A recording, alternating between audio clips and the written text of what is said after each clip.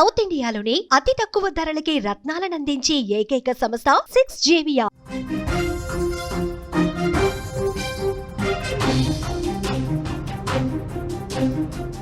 అంతర్జాతీయ రాజకీయాల్లో పెను మార్పులు చోటు చేసుకుంటున్నాయి. మోదీ, పుతిన్, జిన్పింగ్ ఒకే వేదిక మీద కనిపించారు. రష్యా, భారత్, చైనాల త్రికూటమి శక్తి ఆవిర్భవించింది. ప్రపంచ శాంతి, ఉమ్మడి అభివృద్ధిపై చర్చలు జరగబోతున్నాయి. అమెరికా, పాకిస్తాన్ల గుండెల్లో రైళ్లు పరిగెడుతున్నాయి. ప్రస్తుతం అమెరికా ఆధిపత్యానికి ఒక సరికొత్త సవాలు విసురుతోంది ఈ త్రిశక్తి కూటమి.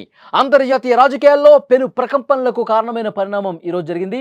ప్రపంచం మొత్తం ఆసక్తిగా ఎదురు చూస్తున్న త్రికూటమి సమావేశం విజయవంతంగా జరిగింది. భారత ప్రధాని నరేంద్ర మోదీ, రష్యా అధ్యక్షుడు వ్లాదిమిర్ పుతిన్, చైనా అధ్యక్షుడు జిన్పింగ్ ఒకే వేదిక మీదకి రావటం ప్రపంచ దేశాల దృష్టిని ఆకర్షించింది. ఈ ముగ్గురు కీలక నేతలు ప్రపంచ శాంతి, సుస్థిరత, సమిష్టి ఆర్థిక అభివృద్ధి గురించి లోతుగా చర్చించుకున్నట్లు సమాచారం. ఈ కలయిక అమెరికాకు, ఇటు పాకిస్తాన్కు గుబులు పుట్టిస్తోంది అనటంలో సందేహం లేదు. వాళ్ళు చాలా క్లియర్గా పరిశీలిస్తూ ఉన్నారు ఈ భేటీకి సంబంధించి.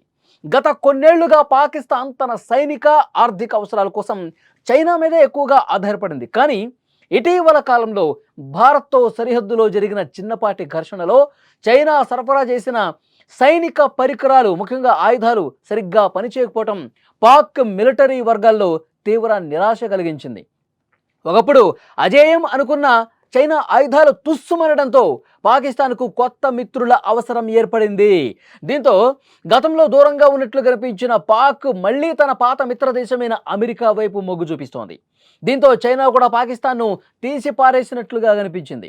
అందుకే ఈరోజు జిన్పింగ్ పాకిస్తాన్ ప్రధాని షహబాజ్ షరీఫ్కు కనీసం షేక్ హ్యాండ్ కూడా ఇవ్వలేదు. దీన్ని బట్టే మనం అర్థం చేసుకోవచ్చు పాకిస్తాన్ అమెరికా చెంత చేరిన తర్వాత చైనా ఏ విధంగా దూరం పెట్టిందో. ఒక్కసారి మీరు స్క్రీన్ మీద ఫోటోలు కూడా చూడొచ్చు. లేటెస్ట్గా అక్కడ షాంఘై సహకార సదస్సులో ప్రస్తుతం జరుగుతున్న మీటింగ్స్లో ఉన్న పరిణామాల్లో ఒక్క ఫోటో నేను మీకు స్క్రీన్ మీద చూపిస్తున్నా. ప్రధాని మోదీ, రష్యా అధ్యక్షుడు పుతిన్ వీళ్ళు మాట్లాడుకుంటున్న సమయంలో దూరంగా ఒక పక్కన నిలబడి చూస్తున్నాడు పాకిస్తాన్ ప్రధాని షహబాజ్ షరీఫ్. నిన్న జిన్పింగ్, పుతిన్ మాట్లాడుకునే సందర్భంలో కూడా పాకిస్తాన్ ప్రధాని షహబాజ్ షరీఫ్ ఒక మూలన నిలబడ్డ పరిస్థితి ఉంది. అంటే అతనికి తెలుస్తోంది, క్లియర్గా పిక్చర్ క్లియర్ అయిపోతుంది. రష్యా, చైనా, భారత్ ఈ మూడు దేశాలు ఒక శక్తిగా మారబోతున్నాయి.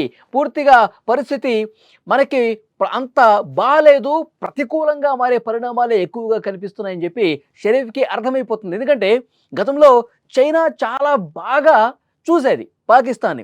ఎందుకంటే భారత్, పాకిస్తాన్ మధ్య ఎప్పుడు ఏ చిన్న ఘర్షణ జరిగినా పాకిస్తాన్ వైపే నిలబడేది చైనా. కానీ ఎప్పుడైతే పాకిస్తాన్ మళ్ళీ అమెరికాకు దగ్గరవుతుందో, ఎప్పుడైతే ట్రంప్ను ఆసిమ్ మునీర్ కలిశాడో, ఎప్పుడైతే భారత్ పాకిస్తాన్కి సంబంధించిన యుద్ధాన్ని నేనే ఆపానని చెప్పి ట్రంప్ అనటం, తర్వాత ట్రంప్కి శాంతి బహుమతి రావాల్సిన అవసరం ఉందని చెప్పి పాకిస్తాన్ చెప్పడం, ఈ పరిణామాలన్నీ చూసిన తర్వాత చైనా మొత్తం అర్థమైపోతుంది చైనాకి పాకిస్తాన్ తన పాత మిత్రుడు అమెరికా దగ్గరికి పోతుంది. కాబట్టి ఇప్పుడు చైనా ధోరణిలో కూడా చాలా స్పష్టమైనటువంటి మార్పు వస్తుంది. పాకిస్తాన్ని దూరం పెడుతోంది. ఎందుకంటే చైనా ఆయుధాలు భారత్ పాకిస్తాన్ యుద్ధం సమయంలో ఉపయోగించినప్పుడు కొన్ని తుస్సన్నాయి. అందుకే పాకిస్తాన్ కొన్ని పరోక్షంగా విమర్శలు కూడా ఈ ఆయుధాల మీద చేసింది. సో దానికి తగ్గట్టుగానే ప్రస్తుతం చైనా స్పందిస్తోంది. పాకిస్తాన్ని దూరం పెట్టాలని నిర్ణయించుకుంది. భారత్తో కూడా చైనాకి స్వల్ప సరిహద్దుకు సంబంధించినటువంటి సమస్యలు ఉన్నాయి. అయితే అవి చాలా చిన్న సమస్యలు. మనం పొరుగు దేశాలుగా ఉన్నాం, మిత్ర దేశాలుగా ఉండాల్సిన అవసరం ఉంది. ప్రస్తుతం జరుగుతున్న పరిణామాలు బట్టి మనం శత్రువులు ఎట్టి పరిస్థితుల్లో కాకూడదని చెప్పి ఒక బలమైన నిర్ణయానికి భారత్, చైనాలు వచ్చినట్టుగా కనిపిస్తోంది. దాంట్లో భాగంగానే కొన్ని కీలకమైనటువంటి చర్చలు ఈ వేదికగా జరిగినట్టు తెలుస్తుంది. పరస్పర సహకారం ఇచ్చిపుచ్చుకోవాలి. ఆర్థికంగా, వాణిజ్యపరంగా మనల్ని మనం మెరుగైన దిశలో వెళ్లాల్సిన అవసరం ఉంది.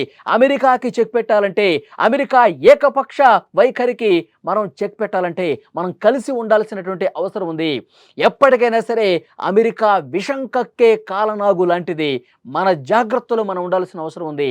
మన ఎదుగుదలకు, ముఖ్యంగా మన ప్రజల ఇబ్బంది పడకుండా ఉండటానికి ఏవైతే సహేతుకమైనటువంటి, సముచితమైనటువంటి నిర్ణయాలు ఉంటాయో వాటిని మనం తీసుకోవాల్సిన అవసరం ఉందని భారత్, చైనాలు మాట్లాడుకున్నట్టుగా తెలుస్తోంది. అందుకే అమెరికా సుంకాలు విధించినప్పుడు కూడా మాకు ప్రత్యామ్నాయాలు ఉన్నాయి, మాకు మిత్ర దేశాలు చాలానే ఉన్నాయి, నువ్వు ఎంత ఇబ్బంది పెట్టినా భయపడే పరిస్థితి లేదు అని చెప్పి ఒక గట్టి వార్నింగ్ ఇచ్చినట్టుగా, ఒక గట్టి సంకేతం పంపించినట్టుగా ఈరోజు ఈ 3 దేశాల కూటమి ఒక బలమైన సంకేతం ఇచ్చిన పరిస్థితి. ఈ రాజకీయ పరిణామాల నేపథ్యంలో తమ కామన్ శత్రువుగా భావించే రష్యా, భారత్, చైనాలు ఒక కూటమిగా ఏర్పడటం అమెరికా, పాకిస్తాన్ దేశాలకు ఒక ఆందోళన కలిగించే విషయంగా కనిపిస్తోంది. డొనాల్డ్ ట్రంప్ తాను గెలిచిన వెంటనే రష్యా యుక్రెయిన్ యుద్ధాన్ని ఆపేస్తానని శపథం చేశాడు. అది ఇప్పటికి కూడా నెరవేరలేదు. ఎందుకనంటే మొన్ననే రష్యా ఏం చేసింది, ఉక్రెయిన్ నౌక మీద ఒక భారీ దాడి చేసినటువంటి పరిస్థితి. ఒకవైపు అమెరికా ఉక్రెయిన్ అధ్యక్షుడితో, రష్యా అధ్యక్షుడితో చర్చలు జరుపుతున్నప్పుడు కూడా ఏమాత్రం పుతిన్ వెనకడుగు వేయటం లేదు.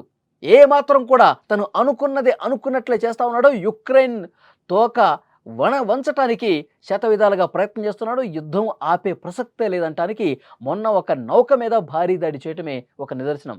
సో అమెరికాకి ఇంకా మింగుడు పట్ల ఈ పరిణామం. నేను యుద్ధం ఆపుదామని చెప్పి ప్రయత్నం చేస్తుంటే రష్యా ఏమాత్రం వినటం లేదు. కొన్ని గంటల పాటు రష్యా అధ్యక్షుడితో నేను ఫోన్లో మాట్లాడినా, నేరుగా అలస్కాలో భేటీ జరిపినా అది ఏమాత్రం ఉపయోగకరం లేదు. ఇక నేను యుద్ధాన్ని ఆపటం అమెరికా వల్ల కూడా కాదు అని చెప్పి సంకేతం ఇచ్చిన పరిస్థితి కనిపిస్తోంది.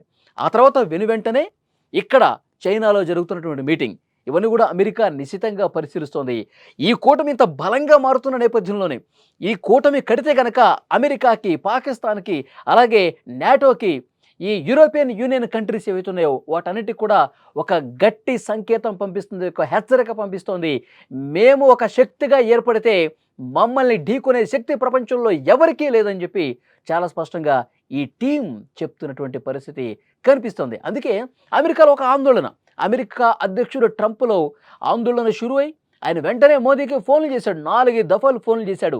మోదీ గారు, నేను మీతో మాట్లాడాలి, మోదీ గారు నా ఫోన్ లిఫ్ట్ చేయండి అని చెప్పి 4-5 సార్లు ఫోన్ చేసిన పరిస్థితి. కానీ మోదీ ససేమిరా అన్నారు, నేను మాట్లాడను, మా దేశ ప్రజల జీవితాలతో ఆడుకునేటువంటి పరిస్థితి అమెరికా అధ్యక్షుడు చేశాడు. రష్యాతో మేము చమురుకుంటున్నామంటే దానికి రీజన్ ఏంటి?